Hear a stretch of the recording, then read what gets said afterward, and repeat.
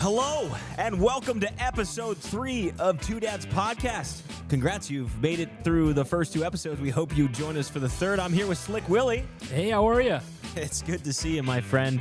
Very good to see you indeed. I'm excited for another episode of the podcast. So many things to go over today, but let's start at more important things right now. How was your weekend? How was your week? It's good to see you again. Yeah, it's good to be back. It was good for the most part. Work went good, and then late last week, Riker got sick, so he had strep throat. So long weekend of cuddling on the couch and just kind of relaxing, and then he missed a few days of school this week. So he's healthy. He's in there doing all his homework from the last few days that he's not too excited about, but he's back and healthy, so that's what's important. Sometimes it's nice. Sometimes it's nice to get that like dad time. You know, it sucks when they're sick.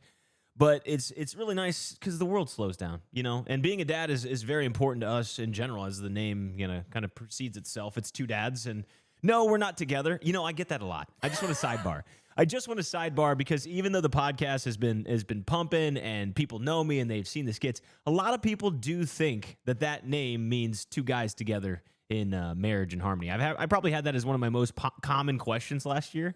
What do you think about that before we jump to the episode and talk about our weekends and such? If you got the question before, I have had it too many times. I have not yet. You're a good-looking guy. You're just not Let's really go. my type. Okay. As you did use my wife's hairspray here a little bit ago to pump up the hair for the cameras. But no, yeah, I haven't got that yet. But how was your week, man? It was good. One of my mentors he plays a critical role in Cornerstone of Hope. It is a grieving center in Cleveland that helps people deal with trauma. It helps people deal with loss, to prepare for loss, to deal with loss. And it was amazing. There was a gala this weekend that Tasha and I got invited to. So we went out there. We got to dress up. It was really nice. We got to hear some amazing stories. And in the end, two dads got to donate on behalf of our business, you and I, Yep. and we gave to a very good cause. So it was nice. You know, it's you know, as we kind of come up toward March Madness, I think of Jim Valvano, and you think of that speech.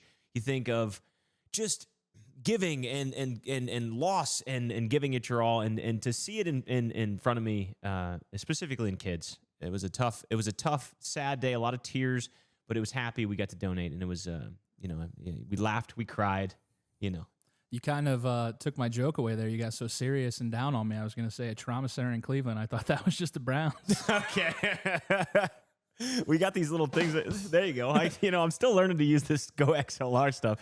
We have, Rodecaster Pro, but we have a good episode in store for you guys. We appreciate you. I have to say this real quick, and I said it last week, so I won't make so much time about it, but the feedback has been wonderful. I can't thank you guys enough. I come fired up. I could run through a wall when we do this podcast lately just because I have people reaching out. I have people having thoughts and opinions, and I never thought that would be a thing when we started the food truck. Just people have an opinion on the menu, the cuisine, the look, the feel, the emotions, the podcast. I mean, have you gotten anything else since then? Yeah, I got bombarded with Snapchats and text messages this morning. My buddies who were pissed off that we debut our episode at noon. They're like, I'm driving to work. It's 5:30 in the morning. I want to listen to it on my commute to work. So the feedback's good. We will probably look at moving the starting time of that and just release it earlier. What time would you start it? So that's good feedback. I mean, you'd shared a little bit with me before the podcast.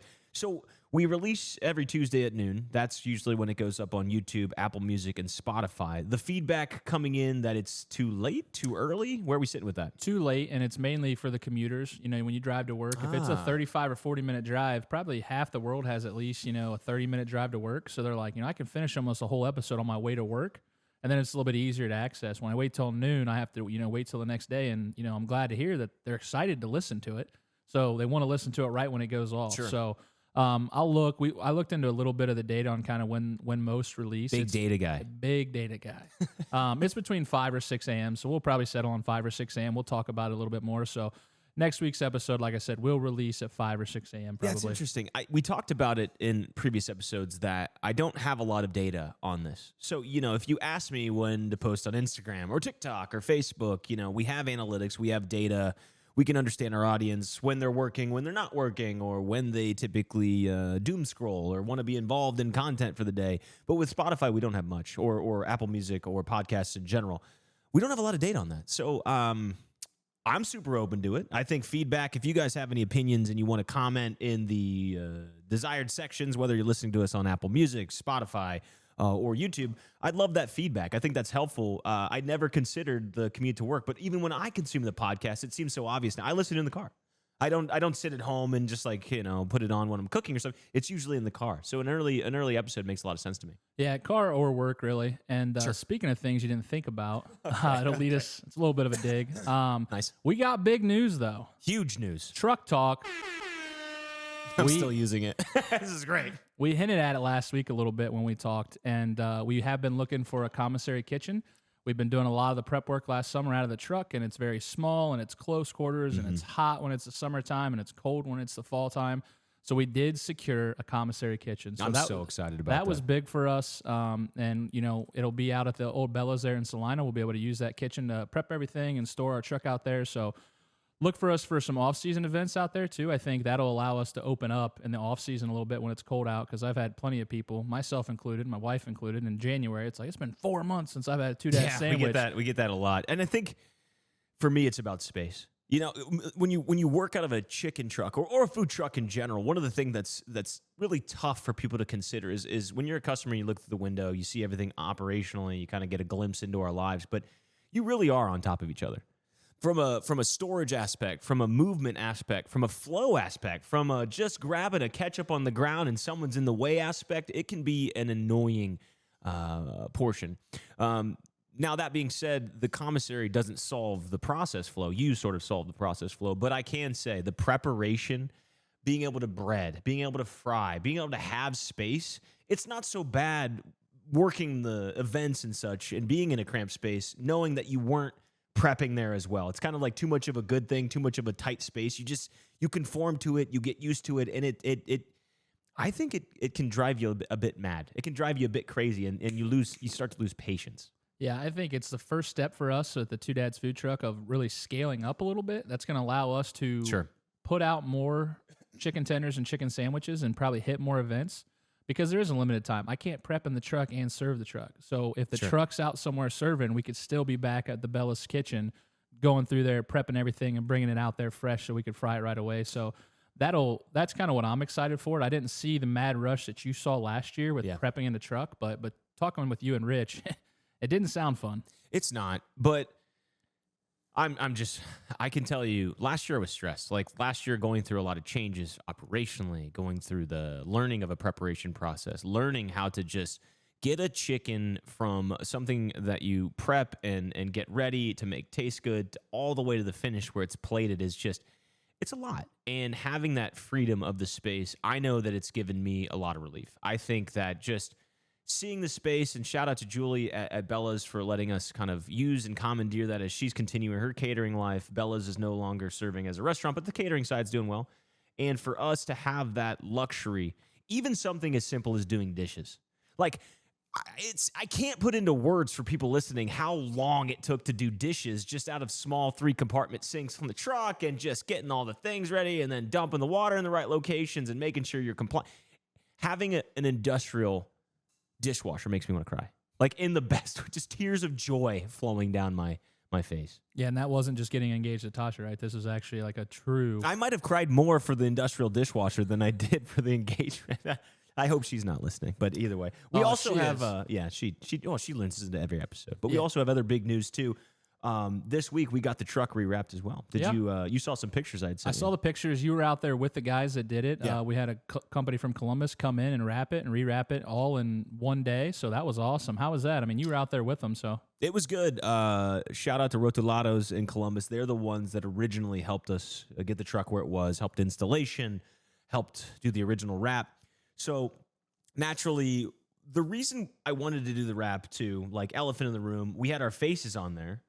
And I realized something over the last several months of just being in the thick of it. Being in business, you kind of level up day by day. We say it, keep stacking days, right? We keep stacking days. Exactly. But it means getting better each day. It means aiming higher, keep raising the bar. And one of the things that I noticed, and truthfully, even in my past, in my gaming life and career, I have latched on to my own personality too much. And when I say earlier in the episodes, like everything more and more in excess, that includes ego. For better or for worse, at least I have the awareness to say, here's who I am, and here are some of my vices. What I've realized with the faces is that was just a continuation of a vice in a way. And it was really important to me. It was important to you coming into this business. It's important to Tasha and Berkey and Rich and Haley and everybody involved in this who is here today and will be here in the future. That it's not about serving my face on a truck. It's not about serving anyone's face on the truck. It is two dads, and it embodies a brand. It embodies us. I say this in before I pass it to you is, it's like the Beatles. Like everybody knows John Lennon and everybody knows Paul McCartney, and they went off to have pretty good solo careers, right? But they're best known as the Beatles. And it's the greater cast that ties two dads all together that I want to sort of, just like we talk about, we both love Cheers. I sort of want to embody that. I want to get back to the cast makes the show, not Mitch. Yeah, I think it's good. I mean, it's nice for me coming on. I mean, I looked enough like the image that was on the truck that I could have passed for it, but I think saying two dads and staff is probably is where we're really going to specialize, because especially being, in operations and a leader, it's easier to take all those guys with us. And I don't think anybody feels slighted at all when they say, oh, it's two dads, it's Mitch and Bill. No, it's everybody. And we acknowledge that, and we celebrate those staff, because without that, this truck is impossible. The people that helped you last year, if they weren't there, that truck would have been, we wouldn't even be here right now doing this podcast if it wasn't for them. I want to double down on that. I wouldn't be here without the amazing staff and people that are even no longer with. Like it's an appreciation that I have to give myself some grace of growing and learning. I'm happy that I'm 35 years old and going through these life lessons, because I have the appreciation of knowing that it's no longer a solo effort. It's no longer a solo environment for me. I don't need to sort of, get in this mode that it's just me versus the world, because it's not. And I think I'm better for it. I'm better for having you. I'm better for having everybody in my life that contributed to the truck last year. And I kind of have an appreciation now that the success of last year wasn't just the marketing. It wasn't just the flavor of the chicken. It was the camaraderie. It was the community. And that's what I want to capture in 2025. It kind of leads me to a weird thought here. I heard someone talk about it on a different show. So I'm going to ask you a question with the truck. Okay. If you were a Madden player, okay, this is out there. Okay, I like this. But it kind of helps people correlate. Like I correlate things to sports. So in my sense, if you were a Madden player in the food truck, what would you rate your player? I would say, like, who would you be? What position? And like, let's say your character. Like, if you're Tom Brady, you're 99 clutch. You're that guy. Yeah, true. So like, who are you, or what position, and what attribute would you kind of say that you uphold within the truck?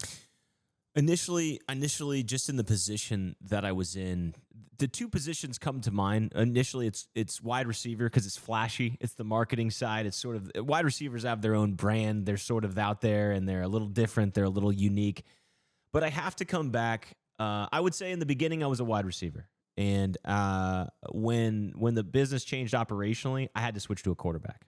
I had to learn how to be a better game leader, in-game game manager. And so I'll say that. I think if I was to give myself a rating last year, I'm awfully hard on myself. That's another thing that you'll continue to learn of me, is like pushing the bar doesn't come from just wanting to be better. It's like I constantly push myself to, like, you got to be better. You got to step up, and for healthy or unhealthy at times, right? I would say my position is quarterback. And I would say my skill set is game manager. I'm not some like lethal assassin when it comes to the operations side, which is a majority of the side of the truck. If you think about it, marketing's not as it's a very important step, but you still got to get the chicken out, right? So it's a game manager, and I'd probably give myself a rating of like an 83. So I think you're Russell Wilson. Yeah, but he's a veteran quarterback. He's he's made it to the big dance. I mean, two dads country. He was ride. He was one Marshawn Lynch. But if Russ was a little higher, he would have gave Marshawn that ball, and they would have rushed it in that day. What would you give yourself? I'll throw it back to your side. Okay, you're new. You're kind of coming in as a rookie, right? You're coming in as a free agent rookie, signed out, unsigned free agent, maybe. Who knows? But we signed you now to the two dads roster. Where would you put yourself? As an undrafted rookie, I feel a little slighted. A left guard from UNOH. All right, easy rookie. Take it easy, rookie. But I'd kind of say I'm the center, and it's a fat guy thing a little bit, but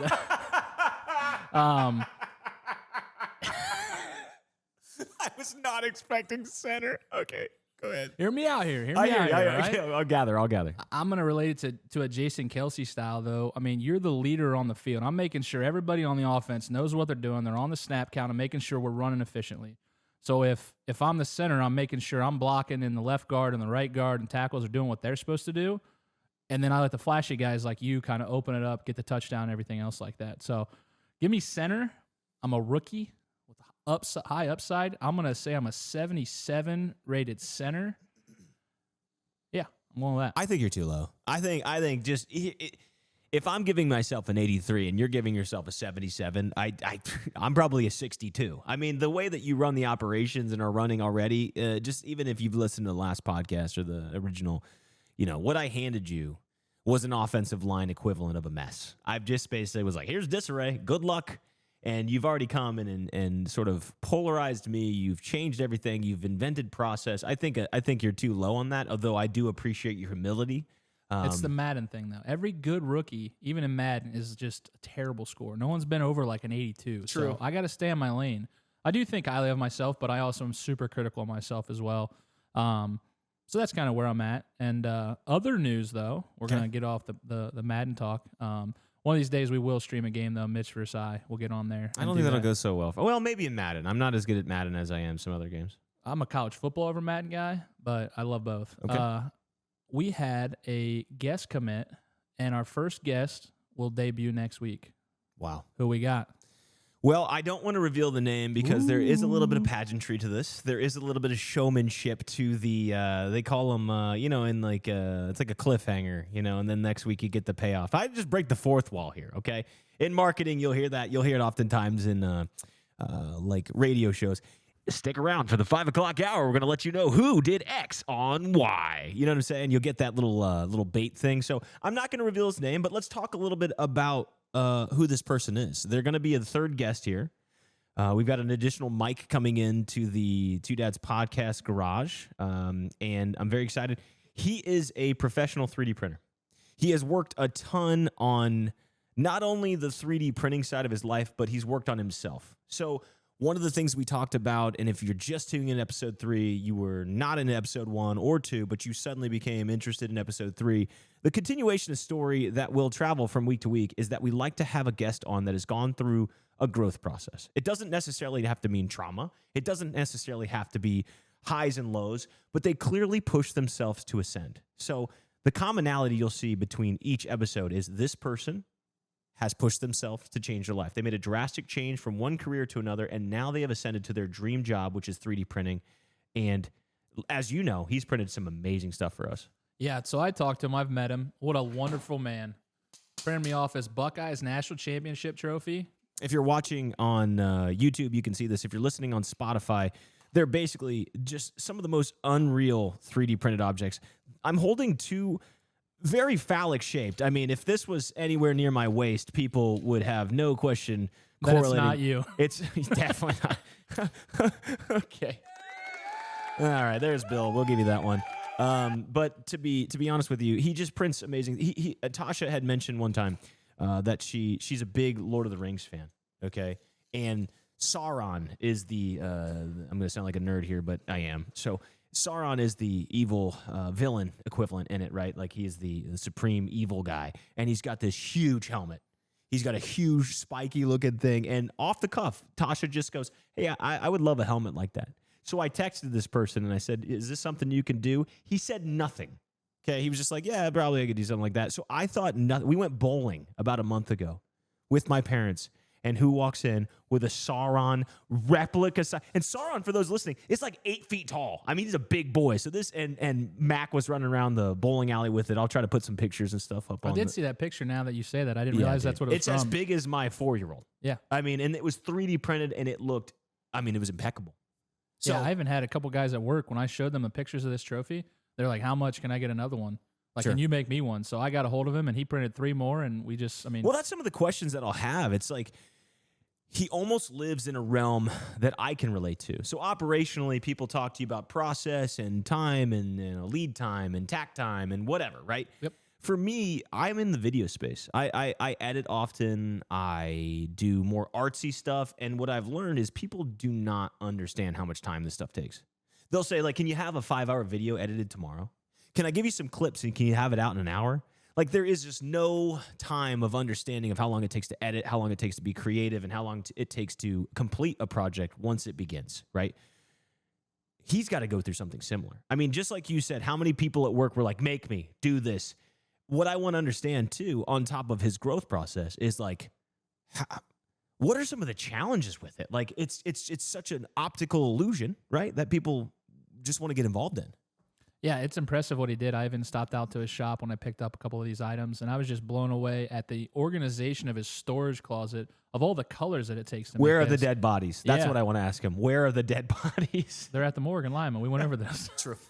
Well said. But yeah, I'm excited to bring him on. Have the third mic. Bring on a guest. That's gonna be big for us. And I know a lot of people have asked questions. Who's the first guest? When are they gonna be on? You know, we told you guys we're gonna run these first couple episodes, let you know who we are, and then we'll start bringing on guests from there. Well, I also have another guest, too.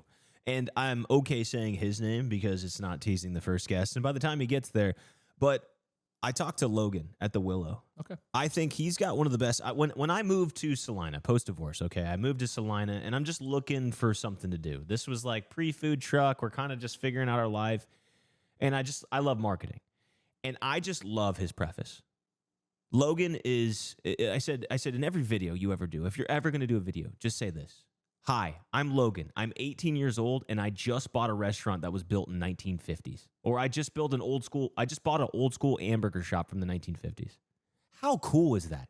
I mean, at 18, who were you at 18? I mean, you have a little bit of a different story. A lot of maturation happened between 16 and 18, taking care of Jack, leaving school and college baseball. But, like, you still didn't know who you were yet. You were Not kind of on even autopilot. In the slightest. If you told me right now, I mean, when I first started at Crown at 20, I still didn't know shit then. Like, Sure. honestly, like I had to learn everything there. So I'm sure, like, Logan, I don't know him personally, but I'm sure he spent some time in the food industry, maybe worked at the Willow. He worked at the Willow for a long time. Okay, And then perfect. bought it. And that's the American dream. That's what we're talking about here is an 18-year-old kid that wants to take every bit of money he saved to buy this hamburger joint and continue a local legacy. I mean, it's a legacy in Salina. People love the Willow. It's a staple. I mean, and to keep it, it's not like you inherited something new that you should get to reimagine and re-envision. Like, he inherited something that has already existed, and it was somebody else's dream, and he kind of made it his own. And I think that that's fascinating. It's the same thing we'll talk about when we have the professional 3D printer on. Like,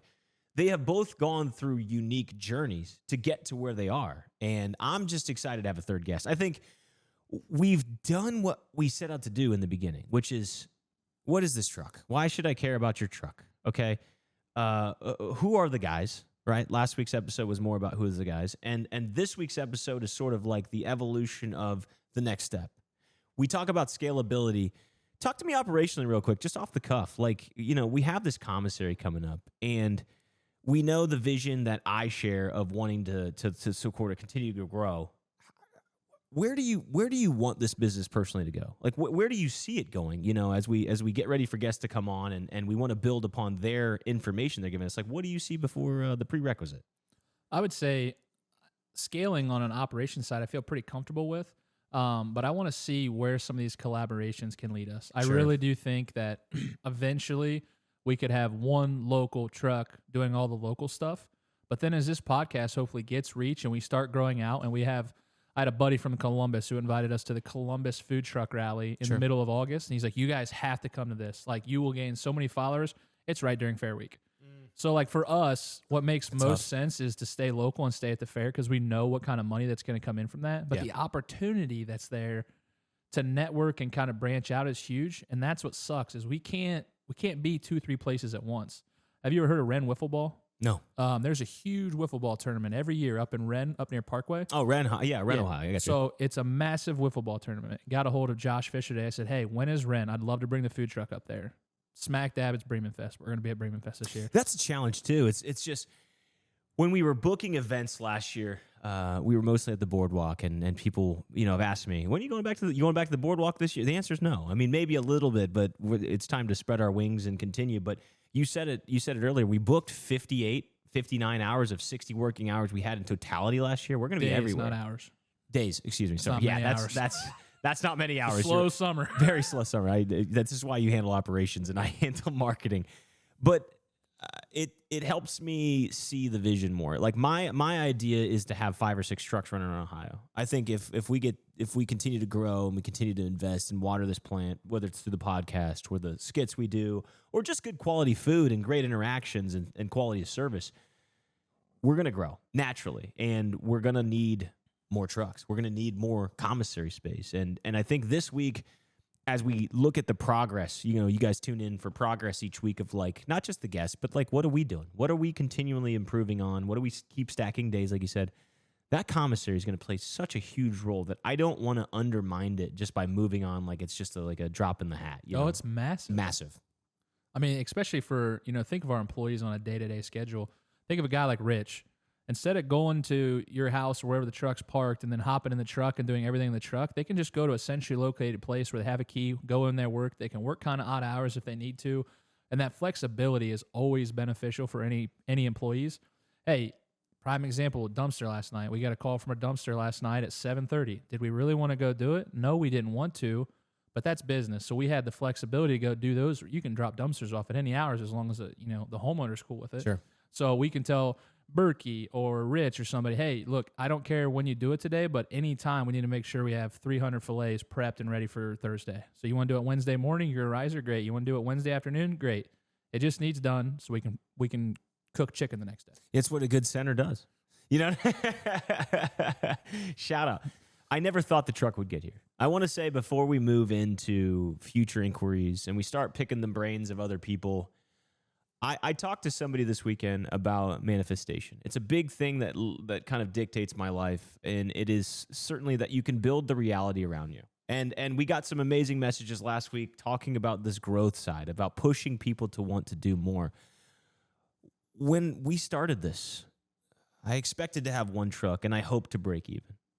So we pushed all our chips on, doing weird things and being in front of people and looking a little different and doubling down on content and doubling down on quality of service and experience when you go there. I always say this.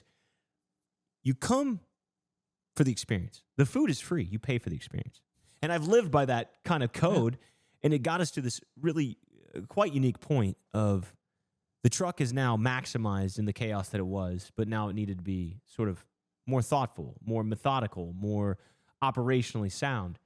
And to talk to myself, who was going through just these methodologies I'm talking about of just prepping myself and talking to myself and trying to push myself to get better and better each day. Looking back now, I'm not the same person I was. I'm very proud to say that. And at the same time, I could have never imagined getting to the place where we were, where we say we're working out of a commissary. We're thinking about a second truck. We're getting people that have feedback on menu items and are so excited. Jordan's older brother, Jared, texted me. He's like, I heard your last podcast.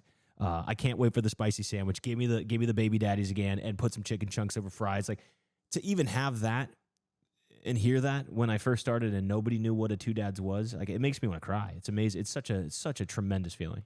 So one of my buddies who wants to work for us this summer, he was one of the ones that was upset that it didn't release at 6 a.m. He was upset that he had to wait. So till... he's being real critical. Yeah, I like that. So he's like, hey, look, you're in the doghouse now that I'd wait till noon.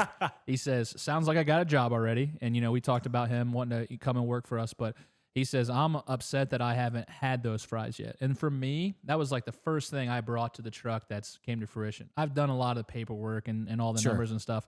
But when I threw that out there and other people were like, oh, dude, that sounds delicious. Fries covered with chicken chunks and dad sauce. That's incredible. And I was like, I thought it was a good idea. Well, if I'm not flying by the seat of my pants, I wanted to do so much more specials last year. We just had changes happen. I don't like to talk about the subject, and frankly, I'm not, so don't ask me. But we had some changes, and it's just part of business. It sucks. It doesn't make me happy, but I wanted to do a lot of specials. I wanted to do more with the truck, and, I think this is our year. When we have the commissary, we have the flexibility. We have a staff that's like so much better prepped. It's not game management. It's leadership now. I think we talk about the Madden players of like who I was then and what I rate myself. Here's what I want to be this year.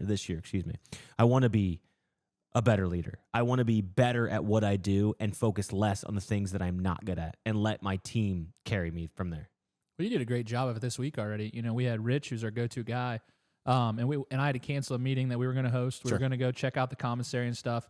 talk with him about some operational changes he wants to make that I was excited to hear from an hourly employee. Yeah, he knows a lot. He does. And unfortunately, Riker was sick and my wife had to work and I couldn't really go because Riker was sick. And, we felt through a text message, and this is kind of a communication thing. We felt through the text message that Rich was a little upset, right? We thought that. That's how I felt. Me too. And I told him, I said, no, I really want to meet with you. He's like, I'm just here to work, man. I said, I know, but your opinions are very important to me because you're the head guy. Yeah. Other than you're the only other legacy we really have here other than a few others. But I want to hear from you your thoughts. They could be great. They could be terrible. We're going to try. We're going to err, and then we'll figure it out from there. But then you call him. And that's how people should be. You dial direct. You called him, and he was cool. He's like, no, I didn't mean anything like that. Yeah. He's like, I just wanted to let you guys know that it's not that big of a deal. So I think like that for me, from you, from a leadership standpoint, is what we need. We need to make sure we call each other out. You and I have a great relationship. Sure. We don't see eye to eye all the time. We don't agree. Yeah. You want to do this, I want to do this. We meet in the middle, or I say, hey, look, you're paying me to run this damn truck. We're going to do this. Yeah, I like that answer too. Communication will be this year will be the year of communication, not just from on a truck, but one of the things I always wanted to do was just be transparent with the audience. And that's why I love this podcast so much. It gives me not only a chance to do things that bring me joy, which is entertain and make you all laugh and people can hear my voice. Like, I love all that stuff. It's just genuinely who I am. Growing up, I've always wanted to be an entertainer. But I think communication as a whole is going to be my 2025 sort of goal. It's not just communication from dialing a message from A to B. It's understanding why people are saying this or how they feel or what is the message of true interpretation. With the thing that you just mentioned about Rich, like I might have misinterpreted last year and been like, Rich is pissed. I'm done. Like, oh, fuck. You know what I mean? But in reality, it's going a little deeper. It's going that extra distance, and it's challenging myself and my own lack of patience. I'm a very empathetic person, but at the same time, my brain is moving too fast for its own good at times. And I think this year I'm coaxing myself. I'm giving myself patience and grace and saying, lean on your team. Lean on the Beatles. Lean on Cheers. Lean on the Seinfeld. Like the cast that is here is family to me, and they all want to see this brand grow. And that's why the truck is growing, because of the totality of the cast. If Pete Carroll relied on Marshawn Lynch, you would have had another Super Bowl. I don't want to talk about it. But but you get what I'm saying. Yeah. One thing, we pretty much closing that book. I'm going to move to the next thing. When you guys listen to this, it will be March, baby. And you know what that means? What? March Madness, baby. Oh, let's go. So it's my favorite month of the year, I think, and I'm not a big holiday guy, so March Madness is one of my favorite things to watch, but it also means Reds opening days at the end of March as well. We got a lot of sports coming in here, and I can't wait to talk sports. I mean, we try to do things at the end of these episodes. I mean, you've listened for 30-plus minutes now. We like to talk about it's probably going to be a series each week. I call it Off the Truck. We can call it Parking Lot. You know what I mean? Something that we talk about, things that we're passionate about as part of our personalities. March Madness, I'm a huge fan as well. I think we've talked about doing some content around it. We've talked about doing like live 24-hour streams, just watching all the games, staying live. You can bet with us. You can, hang with us, chat with us, react with us. I think that'll be a really fun process. But what excites you about? What do you want to do? You want to do something here? Should we come up with something on the podcast where people can have a bracket? What do you want to do? Well, I was going to lead into kind of the idea. I didn't want to give everybody the information of like the 24-hour stream that we're talking about doing, but we can go into that a little bit later. Sure. But yeah, we talked. I had the idea. We had a good one at work, and then I don't know what the prizes are going to be. We'll talk prizes probably when we release it, but we 100% will have a free to enter. Okay. March Madness bracket. Love that. We'll send out the information on socials and probably talk about it on next week's episode. It'll either be on ESPN or Yahoo probably. Now, do you want to have them fill out a bracket? Or are we going to give somebody a assigned team? Like, do you reach? Like, what do you want them to do? Are you going to have them pick winners? Do we give an individual person an individual team and just see how far they go? I like that more, but you tell me how you kind of envision it. You're the operations. You're Jason Kelsey. You're just running that. We're going to tush push you. I think let's cut it two ways. I think we should do maybe a fun one where there's a free one for everybody. Like, because even my son likes filling out brackets. So if he wants to get in it and fill it out, we give away a prize for that. I don't know. I think we just do one. I think everyone has good intentions wanting to fill out multiple brackets. But when you ask for too much of somebody, even these listeners, like we really appreciate you listening to 30 to 40 minutes of our voices per week. I would say just based on my experience and having done giveaways and things like this, stick to one. Hit me with your play. That would be my recommendation. Maybe over the course of the next week, we come together like we just said. But give me your thoughts, though, before I interrupt again. All right, if we go with one, okay, then I go with your idea. but then that limits us to 68 teams. Okay. So what if we have 400 people that want to get in this? That's why I was split in two. I was going to say we could do a free one to everybody, and then if we want to do the 68 teams, everybody throws in $5. You get a random team, and then whoever wins it all gets the pot. I just want to make sure that we give away good prizes to both. Free gets a lot. I want them all free. I come from the Mr. Beast, part of my background working for these guys. Like I don't need anything. Like they didn't ask to be a part of our bracket. So if I want you a part of my bracket, I'm always preaching this at every consultation that I do when I talk about a brand. Trade revenue for, I hate the word power, but you get what I'm saying. Trade it for brand appreciation. Let's just do this. Now that we're riffing here, it's a free entry, whether it's one or two brackets. Maybe there's the individual one, and then there is the first 60 plus that get in this one get that, and anybody else we spill over into filling a full bracket. But let's make sure we give stuff away for free, and it can money, prizes. Maybe we have our 3D printer guy make something fun too. Like we can tie it in the next week's episode. Trophy. See what I'm saying? I'm a title belt. We can do a lot of fun stuff. All right, Bill. final answer. Okay. 68 team bracket. We will announce a release time. Okay. And then it's the first 68 to join. We'll get in. Everybody else is free to join the other one. Okay. So it's just one entry. So diehard fans can get it, and that's going to be a bigger prize. Yep. Just to let you guys know, I can already tell you, the first one is a bigger prize. The first 60 plus that get in, you'll get an individual team and the biggest shot at prize. Anybody that's still not there, we cover our butts by having a full free bracket, and we'll still give away a prize, but it'll be a little bit smaller than the other first, most VIP passionate fans, right? I had somebody ask me, they're like, how scripted is this episode? I said, we have a couple bullet points we want to touch on. This was not even in the scope. No, but I'd rather work at, but there's something, I always say this. Authenticity is the best thing we have going for us. I am not Mr. Beast. You are not Jason Kelsey, right? Like, we are not pros at this. In fact, you watch from week to week, you get to hear the changes that we make, whether it's a start time, right? Whether it's Bill's mic should be louder, whether it's I want to hear less of this and more of this, or have a series. Like, we have the ability on the fly to change it. And I actually love those conversations we just had, because that was live and it was authentic. But I still think I'm a big energy guy. I'm a God-fearing man, but I'm a big energy guy. And I think what we just did rings true with authenticity. So even if I'm not the most famous guy in the room, and week to week you give me your time, you still feel my authenticity. And I think at the end of the day, people seek that. People want to hear an authentic message. Podcast for the people, baby. We are the people's champ. And I think that's all the time we have, Bill. Is there anything else you want to get out of here before we go? I got one. Let's hit it. We are a week lagging behind. Today is Tuesday, The February 25th. Sorry. Take a little longer next time. Not a tech guy. Yeah. My Maryland Terrapins in basketball play Michigan State on the 26th on Wednesday. And I am a huge Terps fan, and I do not like Michigan State. Bet your bottom dollar, Terps by 7. We're going to win the Big Ten. Amazing. And if I'm wrong, clip it and just roast me for old takes exposed.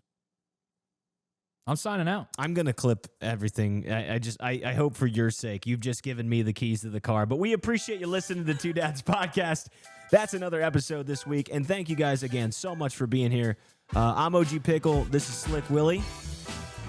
Have a great one, boys. We'll see you guys again next week. More guests coming. Stay tuned.